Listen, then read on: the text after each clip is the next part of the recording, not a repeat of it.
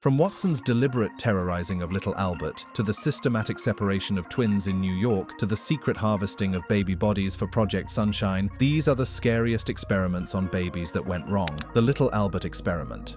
In the summer of 1920, in the sterile corridors of Johns Hopkins University, a 9-month-old baby was about to become the subject of one of psychology's most infamous and ethically bankrupt experiments. The infant, known to history only as Little Albert, would have his natural fearlessness systematically destroyed by two researchers who prioritized scientific discovery over basic human decency. John B. Watson and Rosalie Rayner designed their experiment to demonstrate that emotional responses, specifically fear, could be conditioned in humans through classical conditioning. They selected Albert precisely because of his calm and emotionally stable disposition, a cruel irony, considering they were about to systematically destroy that very tranquility. The baby showed no natural fear toward any of the stimuli they tested: white rats, rabbits, dogs, monkeys, masks, or even burning newspapers. He was, by all accounts, a perfectly normal, curious, and fearless infant. But Watson and Rayner had different plans for little Albert. They began their conditioning process by pairing the presentation of a white rat with a loud, terrifying noise created by striking a steel bar with a hammer behind Albert's head. The researchers discovered that Albert's fear had generalized to other similar stimuli: a rabbit, a dog, a fur coat, cotton wool, and even a Santa Claus mask with a beard. They had successfully transformed a fearless, curious baby into a child terrified of multiple harmless objects. Perhaps most damning of all, Watson and Rayner made no attempt to decondition Albert, leaving him with potentially lifelong phobias. The aftermath of this experiment reads like a tragedy. Albert's identity was later suggested to be Douglas Merritt, who died at age 6, possibly with neurological issues, raising further ethical concerns about whether a vulnerable child was subjected to distress. This experiment became a textbook case of unethical psychological research, cited in ethics courses worldwide as an example of how not to conduct human research. The lack of informed consent, the deliberate infliction of psychological harm, and the failure to provide follow-up care violated every principle of ethical research. But Albert's nightmare was just the beginning. What if the experiment wasn't in a lab, but in a family's own home? The Kellogg ape experiment.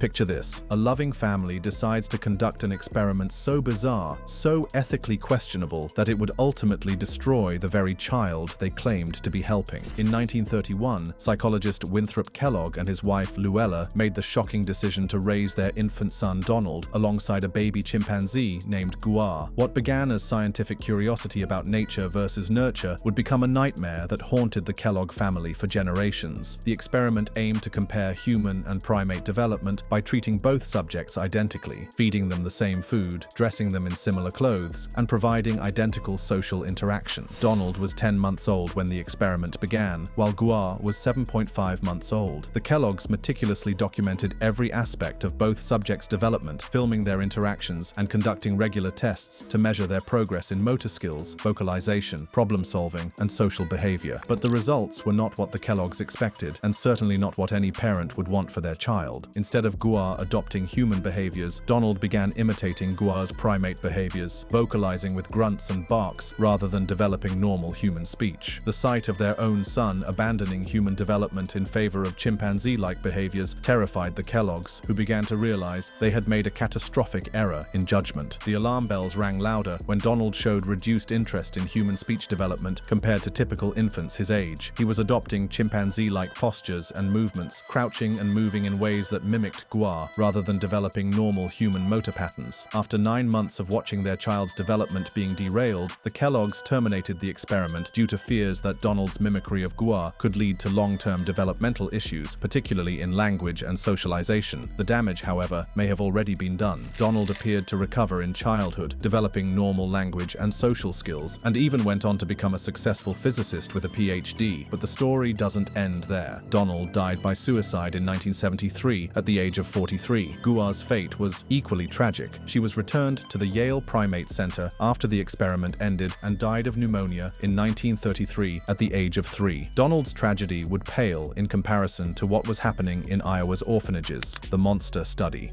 In the corridors of the University of Iowa in 1939, a speech pathologist named Wendell Johnson was about to embark on one of the most psychologically destructive experiments in the history of child psychology. The study, which would later be dubbed the Monster Study for its sheer cruelty, involved 22 orphaned children from the Iowa Soldiers' Orphans Home. Johnson's hypothesis was that stuttering could be induced or exacerbated through environmental factors like negative reinforcement and labeling. He divided the 22 children, aged 5 to 15, into two groups with coldly calculated precision. The first group, consisting of 10 children, received positive speech therapy that praised and encouraged fluent speech. But it was the second group of 12 children who would bear the full brunt of Johnson's psychological assault. The children in the negative therapy group were subjected to harsh criticism and repeatedly told they were stuttering or showing signs of stuttering, regardless of their actual speech patterns. Imagine being a child, already vulnerable and alone in an orphanage, and having authority figures constantly tell you that you're failing, that your speech is wrong,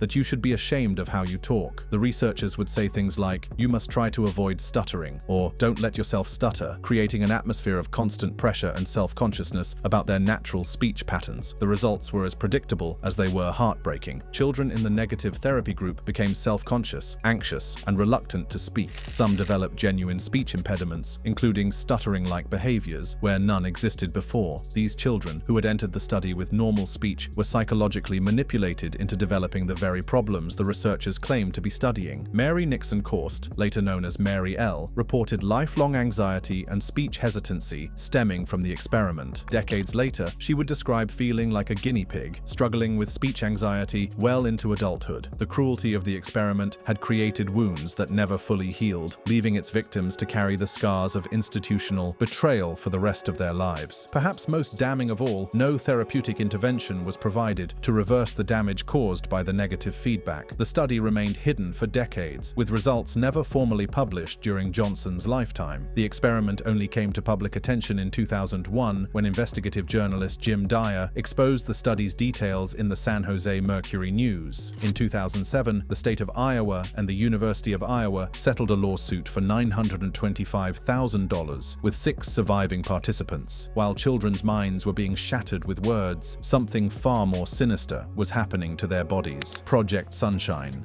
In the shadowy world of Cold War science, where national security often trumped human dignity, one of the most disturbing programs ever conceived was quietly taking shape. Project Sunshine, initiated in the early 1950s by the US Atomic Energy Commission in collaboration with the UK Atomic Energy Authority, was a clandestine research program that secretly collected infant cadavers to study radioactive fallout effects. The project's primary objective was to study the biological uptake and distribution of strontium-90, a radioactive isotope produced by nuclear fission that mimics calcium and accumulates in bones. The program relied on a global network of hospitals, morgues, and medical institutions to collect tissue samples from deceased individuals, including infants, children, and adults. But here's where the true horror lies. Families were not informed that tissues, particularly bones, were being removed from their loved ones' bodies. Parents who had just lost their babies believed their children's remains were intact for burial, unaware that government-sanctioned grave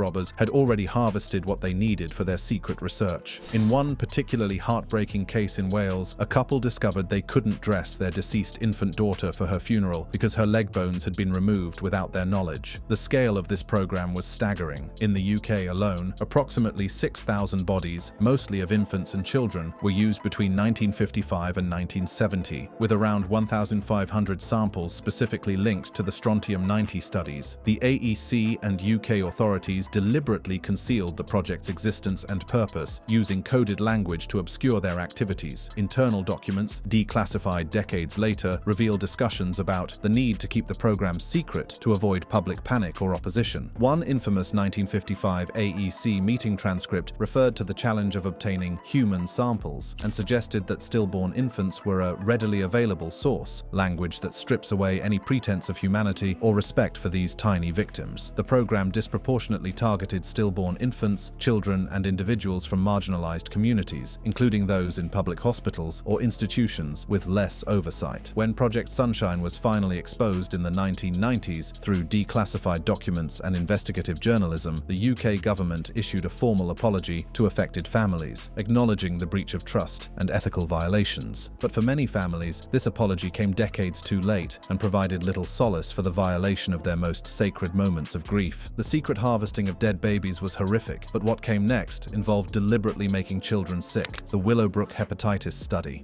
On Staten Island, New York, stood an institution that would become synonymous with one of the most unconscionable medical experiments in American history. The Willowbrook State School, a residential facility for children with developmental disabilities, became the site of a decades-long study where researchers intentionally infected children with hepatitis to study the disease's progression. What makes this experiment particularly horrifying is that it targeted society's most vulnerable members, children who couldn't understand what was happening to them and couldn't advocate for themselves. Dr. Saul Krugman and his team from New York University led this research project, which ran from the mid-1950s to the early 1970s. The researchers justified their actions by arguing that hepatitis was already rampant within the institution due to overcrowded and unsanitary conditions, claiming that most children would contract the disease naturally anyway. The methodology of the study reads like a blueprint for medical torture. Children were intentionally exposed to hepatitis virus, often through contaminated food or drink containing stool extracts from infected individuals or via direct injection. The participants in this study were primarily children with intellectual disabilities, aged 3 to 10 years, who were newly admitted to the school. These children, unable to consent and often unable to communicate their distress effectively, were deliberately infected with a potentially serious disease that could cause liver damage, chronic illness, and in some cases, death. While the researchers claimed to have obtained parental consent, the process was deeply flawed and often coercive. Parents were frequently misled about the risks, not told about the experimental nature of the study, or even told that participation was a condition for their child's admission to the overcrowded facility. The study finally came to public attention in the 1970s when exposés by journalists and activists, including Geraldo Rivera's devastating 1972 investigative report on Willowbrook's conditions, brought the institution's practices into the spotlight. The hepatitis study became a focal point of outrage, highlighting systemic ethical failures that went far beyond any single research project. The public reaction was swift and furious. The revelation that medical researchers had deliberately infected disabled children with hepatitis sparked widespread outrage and demands for reform. The Willowbrook study became a catalyst for fundamental changes in research ethics. It contributed to the establishment of stricter regulations, including the 1974 National Research Act that created the National Commission for the Protection of Human Subjects of Biomedical and Behavioral Research. The resulting Belmont Report in 1979 outlined 3 core principles: respect for persons, beneficence, and justice, that became the foundation of modern research ethics. The public outcry helped fuel the deinstitutionalization movement and the eventual closure of Willowbrook in 1987, leading to a shift toward community-based care for people with disabilities. Infecting children with disease was evil enough, but some researchers had even more twisted ideas: the infant blood flow experiments.